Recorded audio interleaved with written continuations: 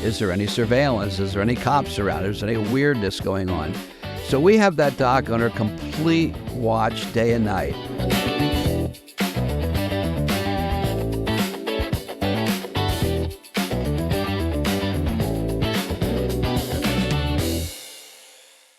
Hi, everybody, and welcome back to Becoming the King of Pot. My name's Todd, Denkin, and of course, I'm with my cousin, Bruce Perlowin, who is the King of Pot, as we tell smuggling stories of the 70s and 80s about how he became the notorious King of Pot. Bruce, how's it going today?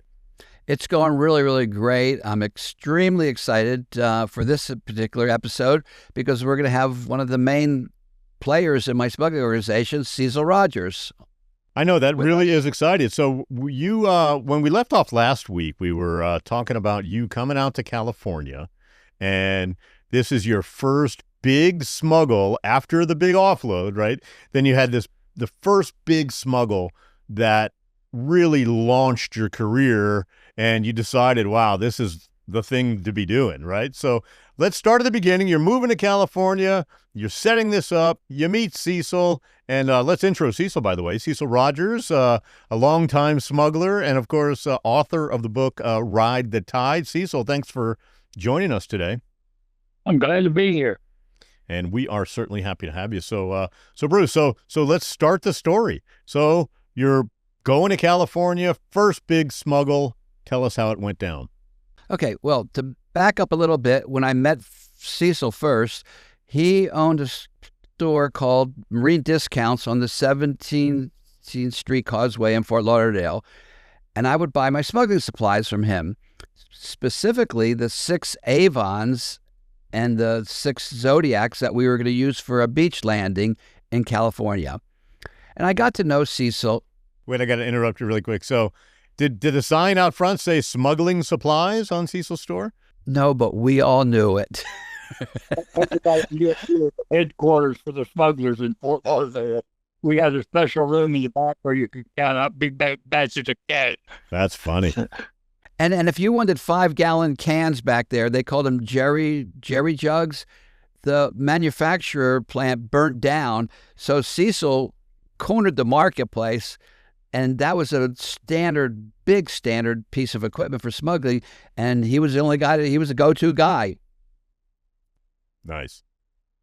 Yeah, we had hundreds of them because the smugglers would take the diesel and use it in their phones, and then when they before they came back into port, they would throw the jugs over the side. Anyway, so I liked Cecil, buying supplies from him, and I invited him out to join me in California because he knew boats. He was a longtime smuggler years before I started in Florida, and he just knew boats really, really well, way more than I did. That wasn't my specialty.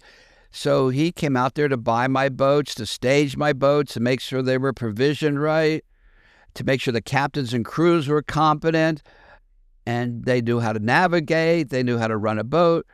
And he became basically my main general for all the boat operations, including this first one, the shanty load. So Cecil, you're running this shop, you're selling all of this gear, and then Bruce comes in and says, hey, you want to move to California and become a real-time smuggler and do this with me? Well, how do you react to that? Well, it was a little more subtle than that. I mean, I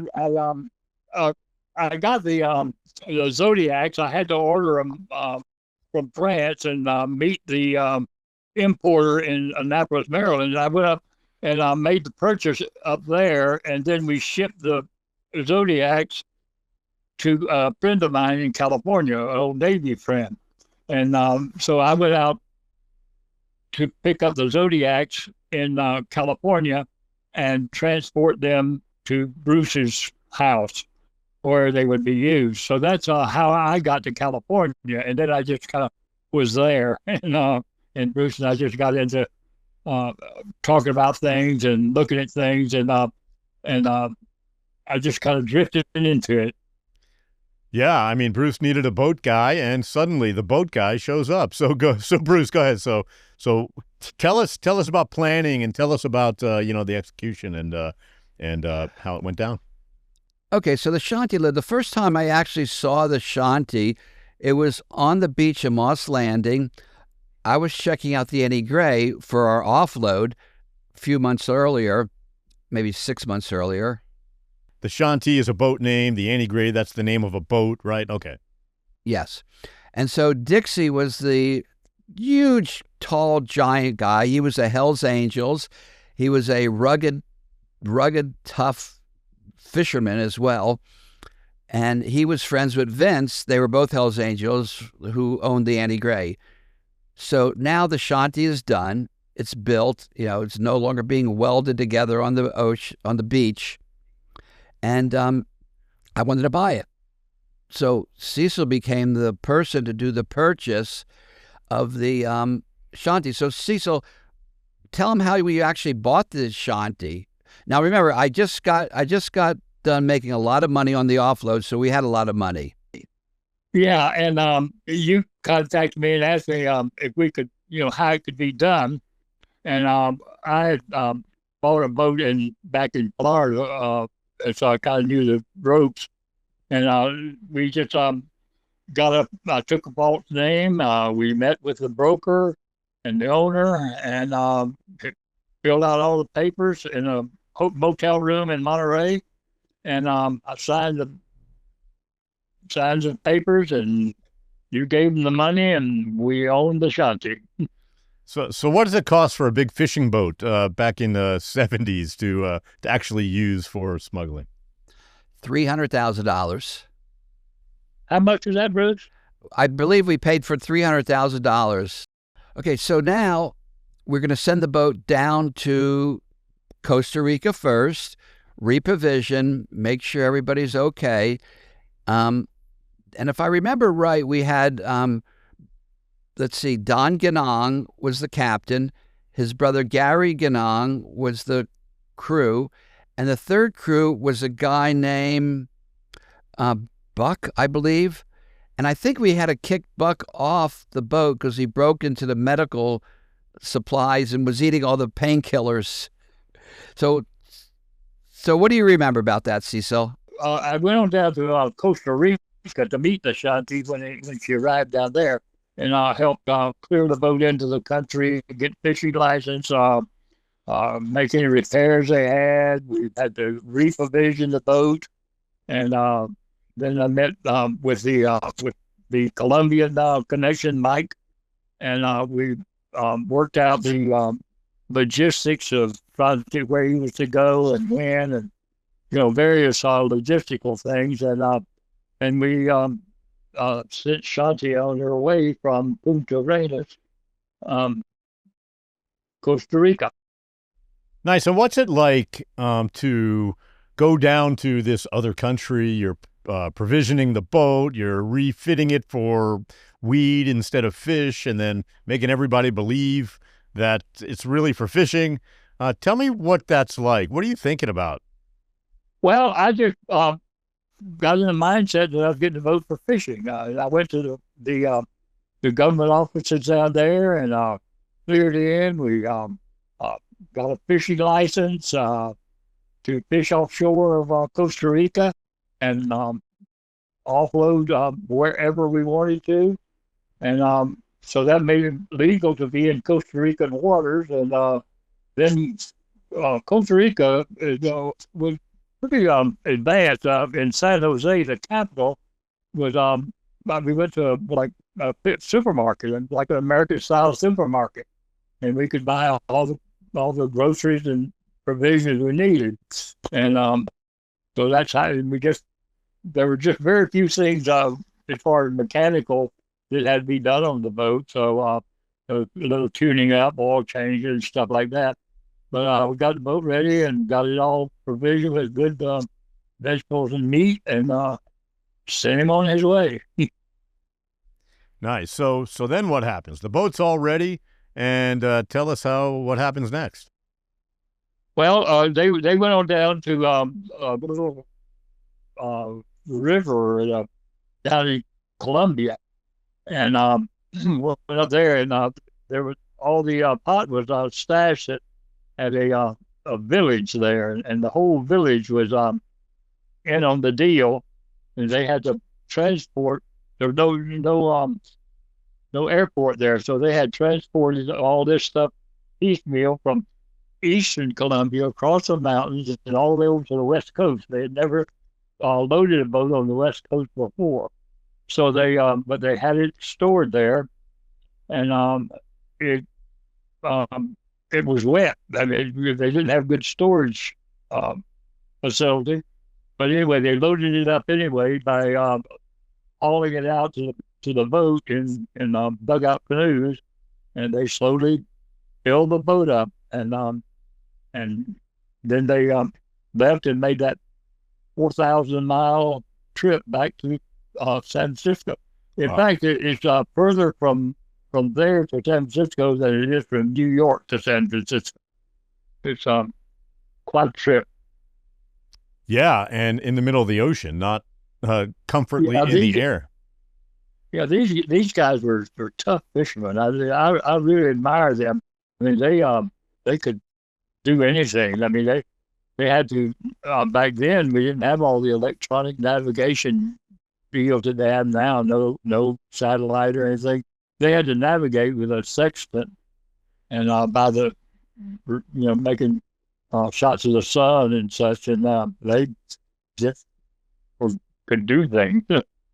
Right. So, Bruce, so you make the deal with the village. It's a successful, load onto the boat, right? So tell us what's happening while, suddenly this shanty load leaves Colombia and you're back in Ukiah, right, or Berkeley. And what are you doing? Well, to start off with a couple little details, there was a Colombian in Costa Rica at Punta Arenas that got on the boat, because the boat captains never went up the river at this point. Later, they didn't need a guide. So your guide goes on there. He tells them where to go. He gets off. They load the pot. They go all the way back. Now, we have, first of all, you to get the pot to the beach, you had to fly over 3 mountain ranges and drop it onto the beach. We talked about that earlier. They stored it. Unfortunately, they stored it and the rain rained on it. So now we have the wet pot, like Cecil just said. We don't know that. It's on its way back. Picture perfect offload coming into the dock. We're just on radio communication. Everything went smooth. There was no running out of fuel. There was no towing the boat in. There was none of the dangerous stuff, that wild stuff that happened later on in other loads. And it just pulled right into the dock, smooth as could be. That was really a picture-perfect load. Yeah, but what's happening like on the water? When it's on the water, how long is the trip from, Colombia to San Francisco on the water? Well, Cecil, you're the boat person. And were you on the radio contacting the boat on the way up? No, I was not. I don't even know if where it got contacted. What the contact was, because that was before you had the motorhome, and so I think it was it may have been relayed through Moss Landing to you as far as where they were and what they were doing. So basically what we're doing, Todd, is we're waiting. We got 21 days. We know 21 days later that boat's going to come in underneath the Golden Gate Bridge. We have a guy at the bridge overlooking, waiting for the boat on the 20th day, on the 21st day. And he would say on the walkie-talkie when he saw the boat, "What time is it?" That's all he said. We knew at the dock 45 minutes later that boat's pulling up. And like I said, this was a picture-perfect load that came in, offloaded in 47 minutes. No, 43 minutes offloaded, 57 minutes. The speedboats were gone, the trucks were gone, the boat was refueled and off away from the dock. Yeah, on that load, I was lookout up on the hill at that refinery above the dock, and just watching it, and it was a beautiful sight, because the way the dock was situated and the way it was made, you could hardly see the boat even from up on a hill above the dock. it was beautiful, and I just chilled out there, watching for any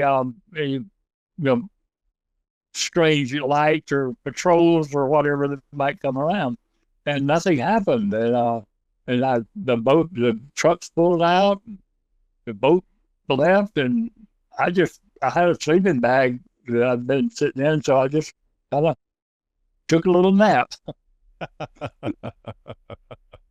That's funny. So Bruce, during the 21-day trip, right, what are you doing? What's happening in those 21 days? Are you setting up distribution? Just to walk us through that a little bit. All right. So first of all, on the dock, when the boat leaves, we have a guy sleeping there every single night, watching all night, see if there's anything weird, if there's any surveillance going on, any strange people, specifically police. During the daytime, we're building houseboats as a front for for what we're doing on the dock. And two of the guys out of about 15 construction workers, the bosses, knew what was going on, and they're watching in the daytime. Is there any surveillance? Is there any cops around? Is there any weirdness going on? So we have that dock under complete watch day and night. Meanwhile, the stash houses are all done. They're all ready. There's a truck permanently there next to a semi. So you have a semi, and then you have a 24-foot truck, and that's blocking the view. The day that we do the offload, two boats come with all the personnel parked underneath the dock. They're speedboats or getaway boats. One truck comes driving down the dock. There's two gates that we have to open up. One opens up, the truck goes through, the other one goes through. That was because we figured, if they're going to get raided, they got to go through two gates, and we're long gone in the speedboats by then. The load would get busted, but the personnel wouldn't. But there was an adventure that happened on this one. Go ahead, Cecil. Yeah, those speedboats were you come stashed across the bay in Richmond, was it?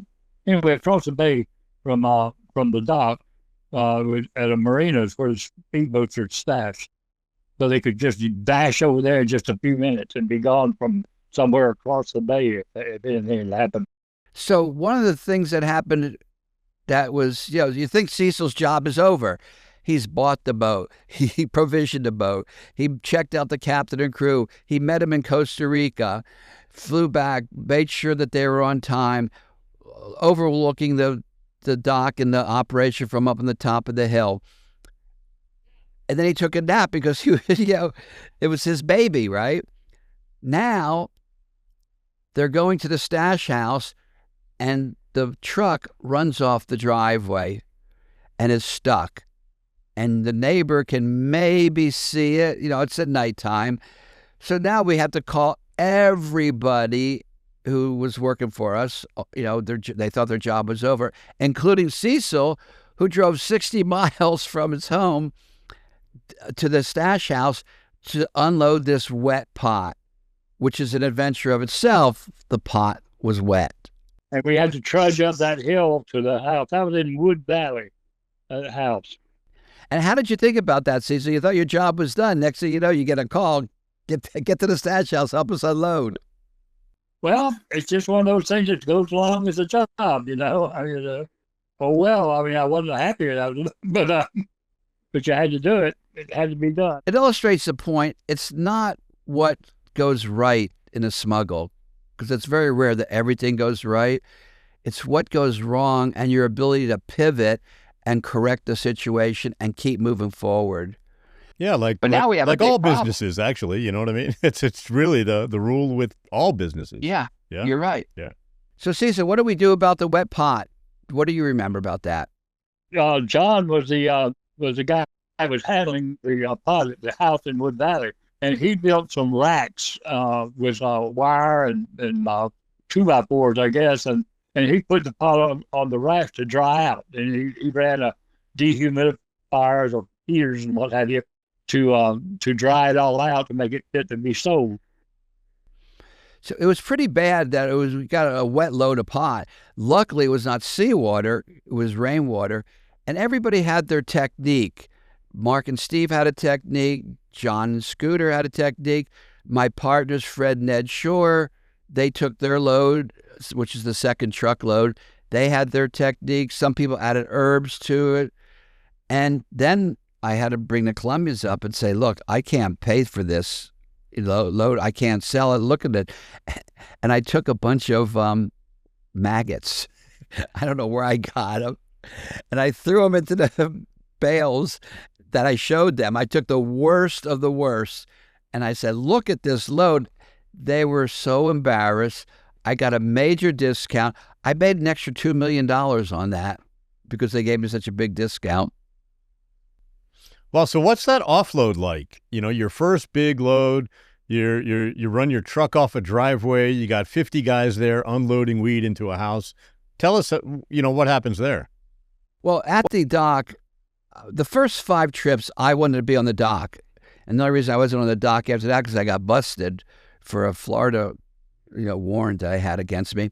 But my position on the dock was run on the boat, taking the bales from the hole. You had 3 guys well, 2 guys in the hole, and every 15 minutes they'd switch out because you'd pass out down there. It's way hot. It stinks down, They would throw it up to the deck.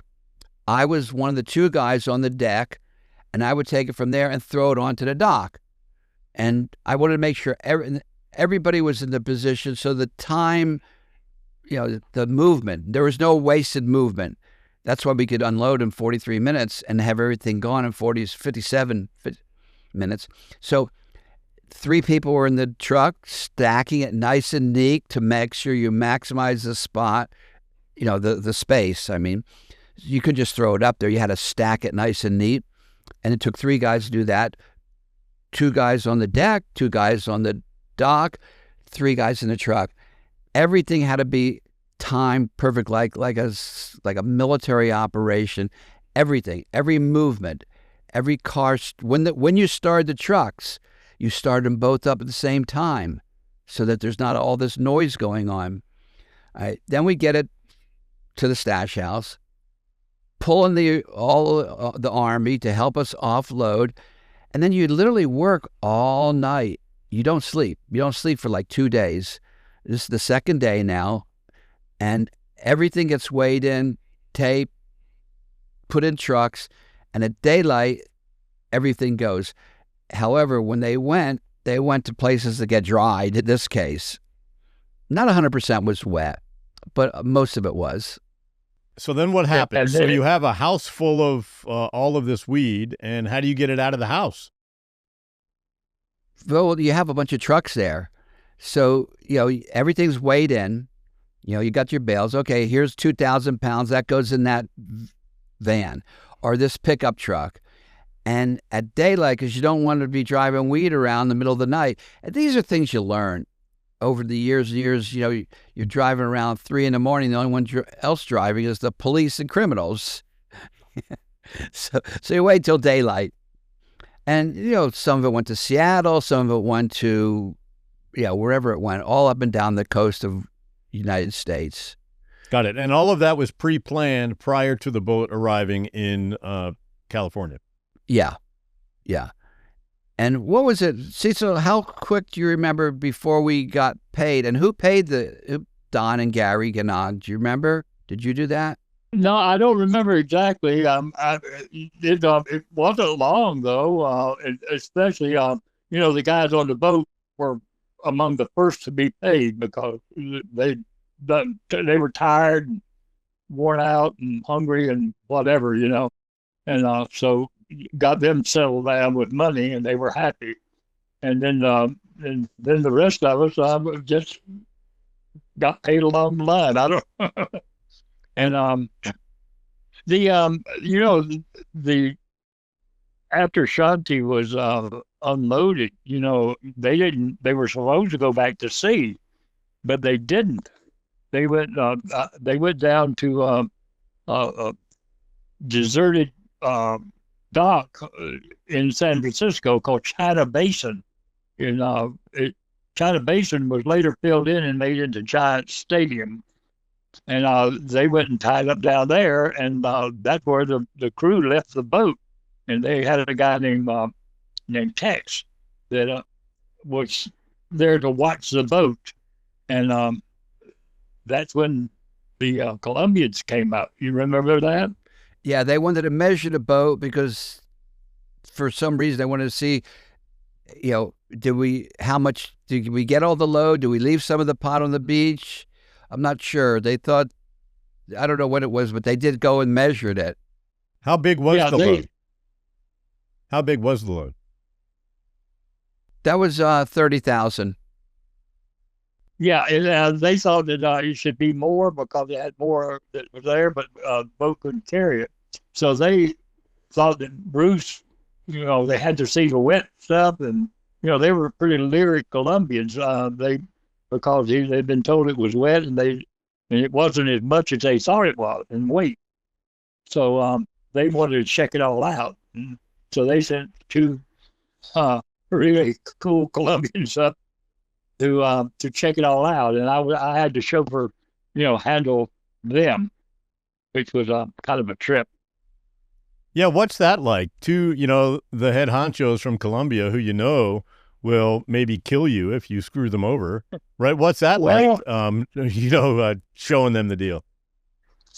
Well, they were they were pretty rough looking people. One of them looked had a little mustache like a Colombian should have, and the other one was kind of heavier, but they weren't too bad. I spoke a little bit of Spanish, and they spoke almost no English, but we were able to communicate. And they wanted to see the boat and get measurements. So I loaded them up in the car and hauled them down to the boat. And they checked it out, and they were satisfied with the size of the boat and everything. And they got off the boat, and we were just getting ready to leave. And it's kind of might be interesting. Then a car drove up onto this deserted, dark, derelict dock area, and two guys in suits got out, and I just thought, well, this is it. There's something terrible going to happen. Right. And they came over and said hello to the captain of the boat. Me and the Colombians were standing on the dock, and these guys said, one of them said, are those two ladies still living in that houseboat up there? It was a houseboat dock tied up further down the dock. And the guy said, yeah, they're there. And so these guys just took off. So, okay, see you later. And they walked off toward the houseboat. And I hustled the guys into the car, and we left. Was that a brothel houseboat? Was there a brothel houseboat? Yeah, it could be. They were in suits and everything. It was really strange. I remember Cecil telling me the story. He goes, oh, my God, these guys get out. He said, that's it. The DEA's here. They busted. They know where the boat is. They know the load came in. And sure enough, it was just two business people wanting to go sleep with the woman on the houseboat. So yeah, we had that was quite scared because that was a 1-year-old Chevy. What's a high end Chevy, and you had to get rid of that. You sent it off or sold it off to Arizona or somewhere. Yeah, the car that Cecil was in, we didn't take a chance. We got rid of that car. Oh, that's funny. Bruce, so you talked about your military operation getting off the dock in 57 minutes. Talk about the preparation that goes into that, right? And does that happen when the boat's on the water, before the boat's on the water? Tell me the timeline and really what goes into that prep. Well, we had done an offload at that dock earlier, so we had an idea of where everybody stood, everybody, the hole.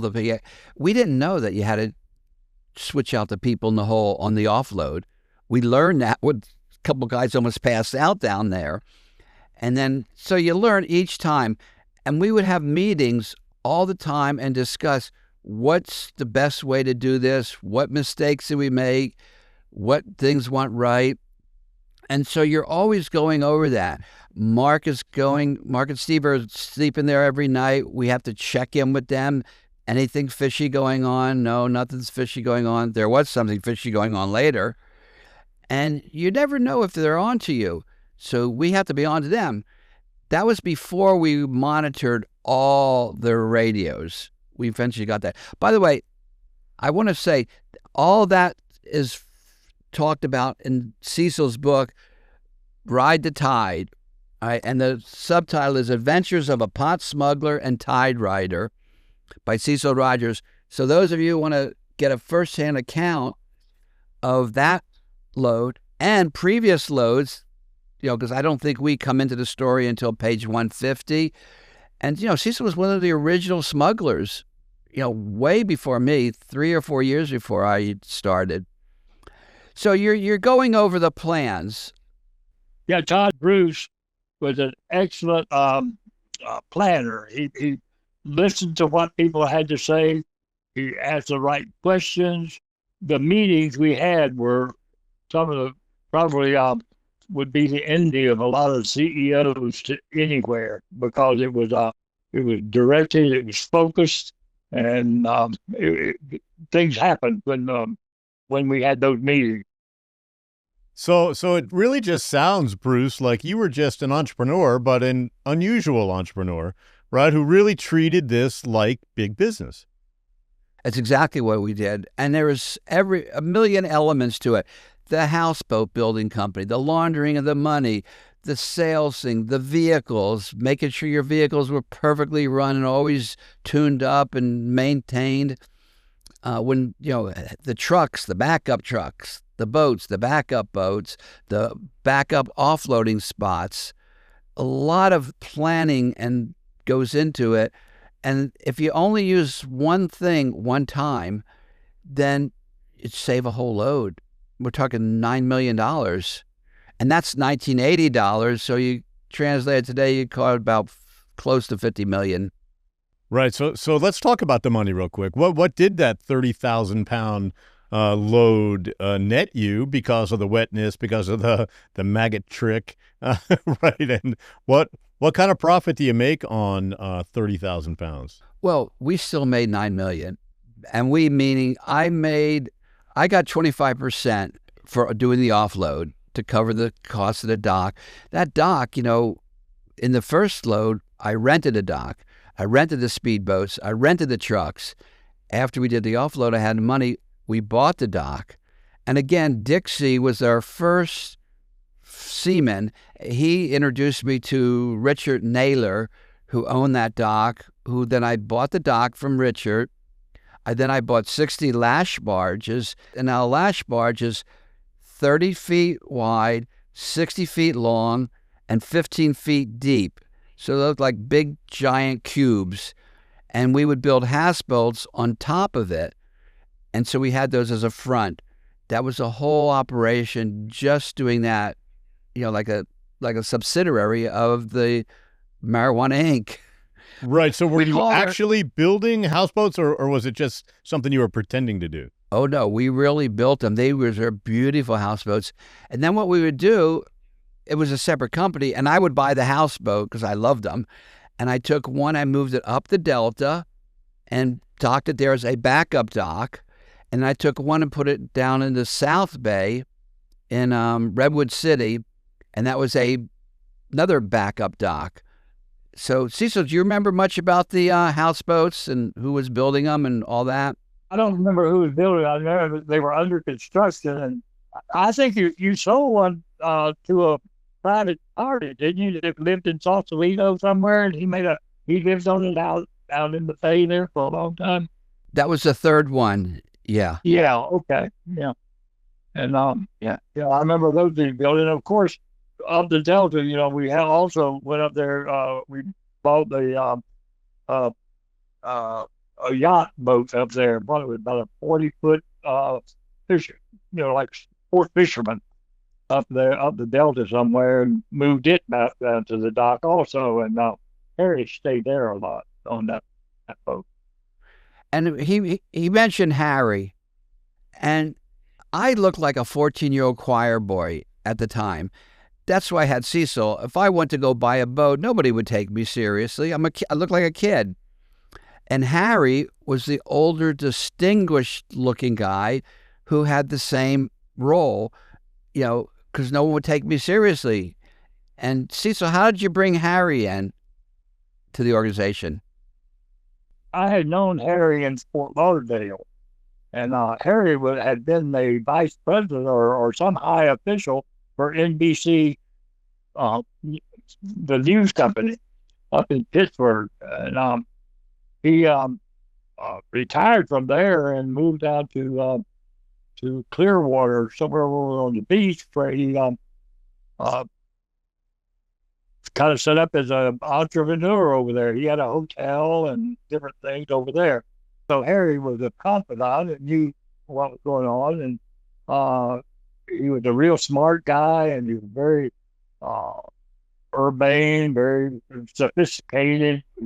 He was well educated, well read. So he was a real help. A good guy to be a pretend CEO, it sounds like. Yeah, he was good. He was a good front man. A lot better than I was. All right, Bruce, so you make $9 million on this particular smuggle. What's next in your life? Well, I had a protocol. I wanted 3 to 4 boats moving at all times, either a boat going down to Colombia, a boat coming back from Colombia, another one getting ready to go, and a fourth one being bought or being provisioned.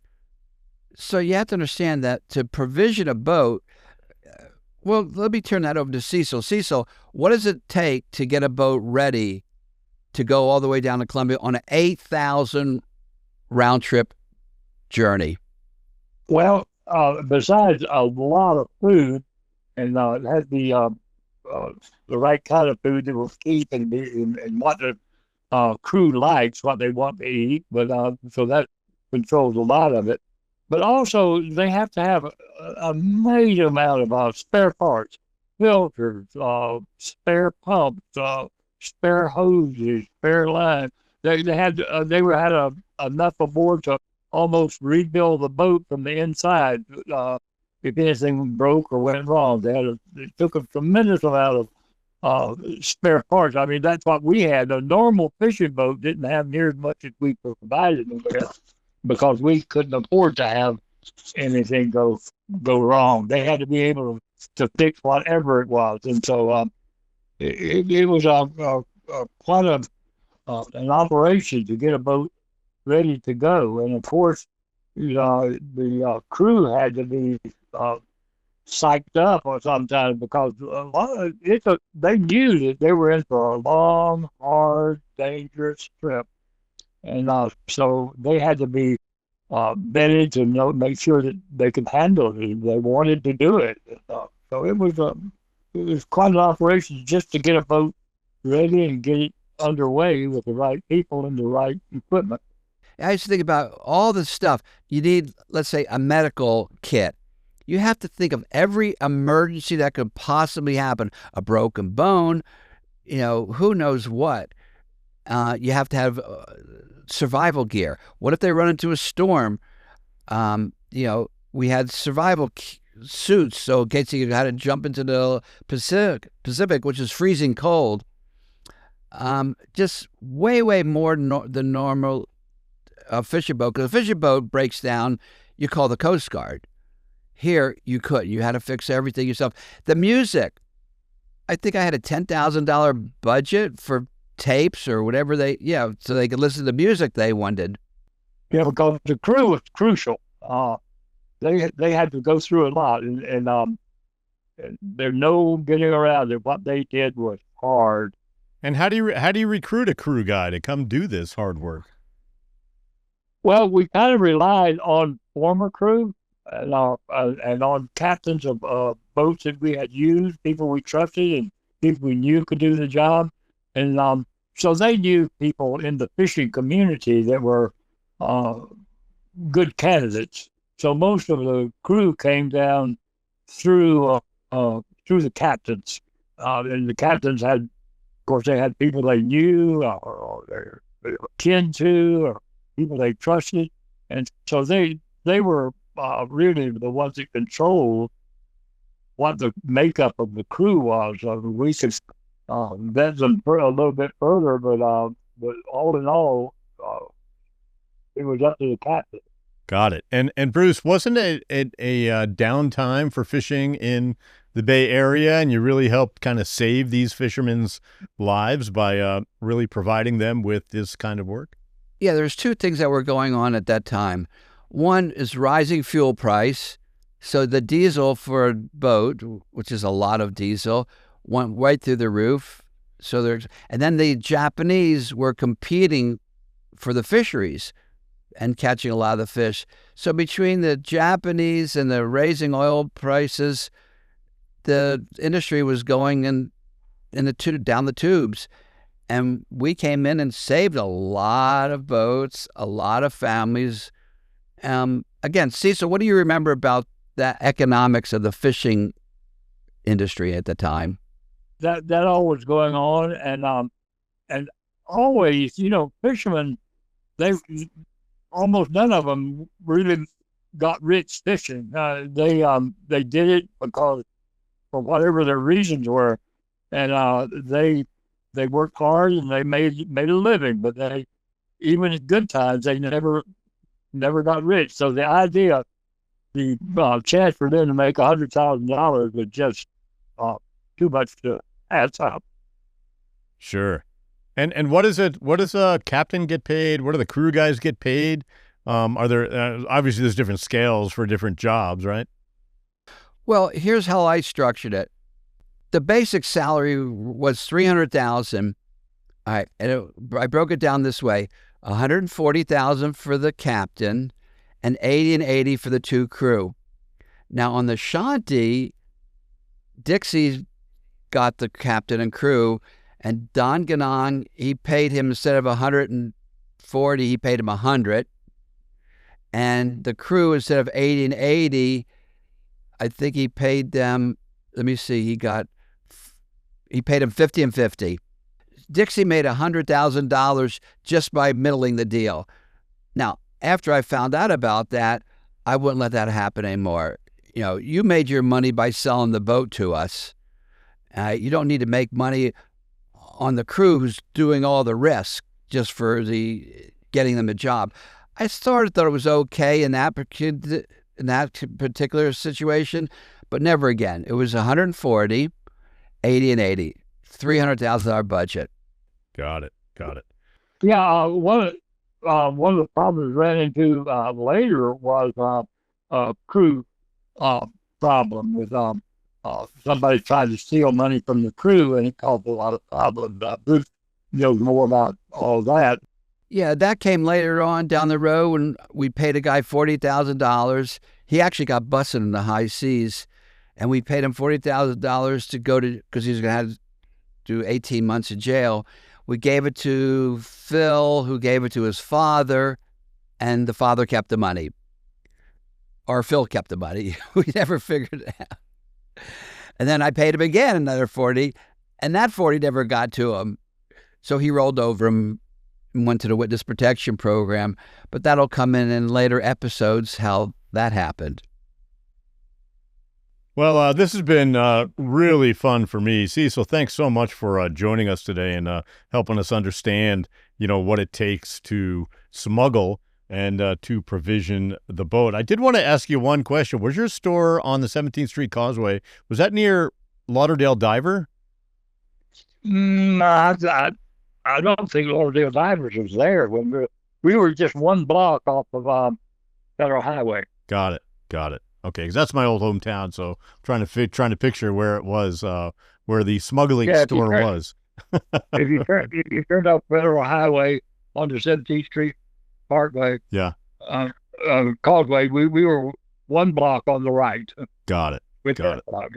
Got it.